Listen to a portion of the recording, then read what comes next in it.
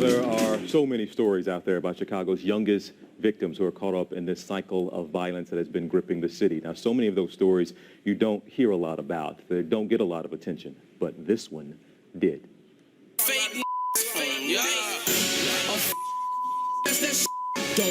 Earlier this year, 16-year-old Chicago rapper Keith Cozart's video, I Don't Like, went viral and got more than 19 million hits on YouTube.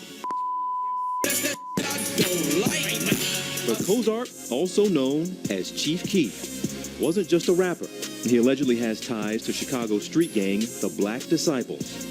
Chief Keef signed a multi-million-dollar deal with a major label in June. That got a lot of attention, including the attention of Chicago rapper Joseph Coleman, also known as Lil JoJo. Chicago police say Lil JoJo was affiliated with the rival gang, Gangster Disciples.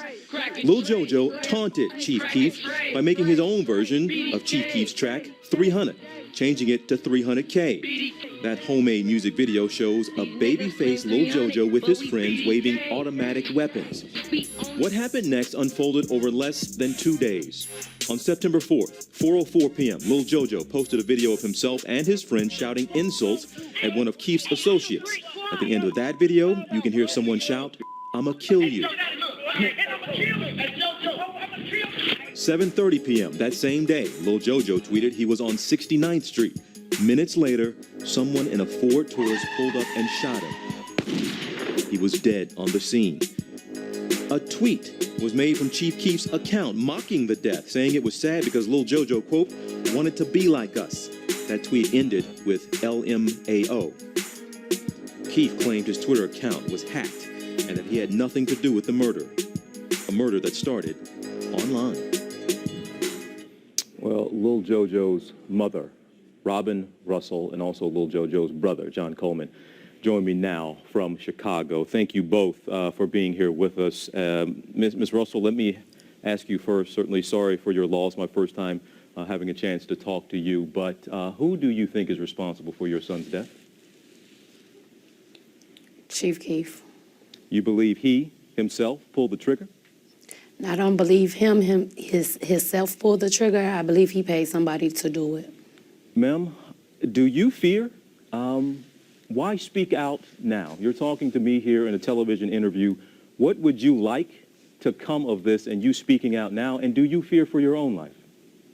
I would like justice to come from this and to show kids that it's a better way to get an education. And yes, I fear for my own life. Well, ma'am, is there any update on the case? Are you any closer, in your opinion, to that justice that you are seeking now? They have a couple leads. They're still working on it.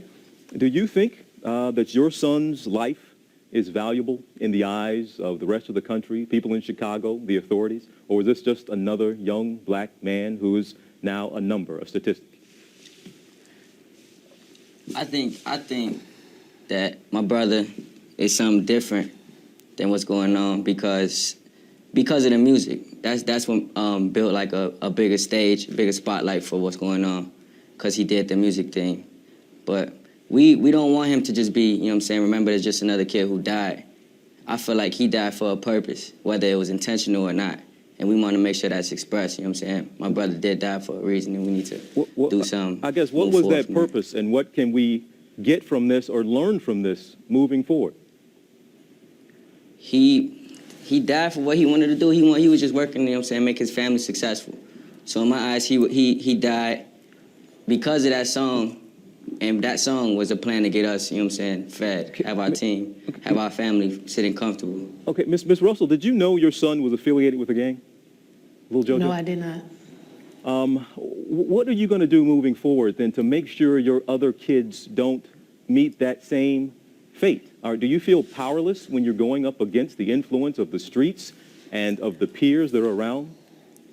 Well, I don't feel it's my fault because all I can do is raise my child. I can't hold his hand 24/7 when he goes in the streets. I teach him right from wrong, but like I said, I have other kids. I can't be there with him 24 hours. Ma'am, he wanted to be a rapper, but Yes. Ms. Russell, what did you want from his life? What did you see as his other options? Well, I was for whatever he was for. If he wanted to do music, then that's what I was for. I love the music that he did. He loved music. John, let me bring you back in. Yes, sir. Are you affiliated with a gang as well? No, sir.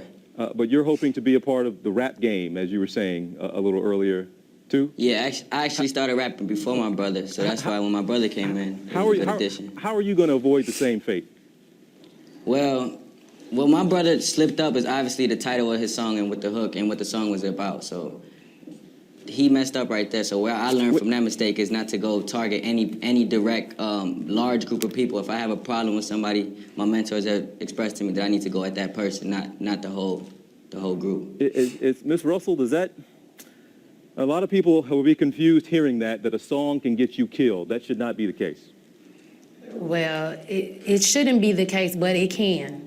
Well, we certainly see. And Ms. Russell and John, so sorry for your loss. I'm glad to talk to you. Sorry it was these circumstances that brought us together, but you have an important story for our audience. So thank you for sharing it, and we certainly hope to follow it with you both. Thank you so much. Thank you.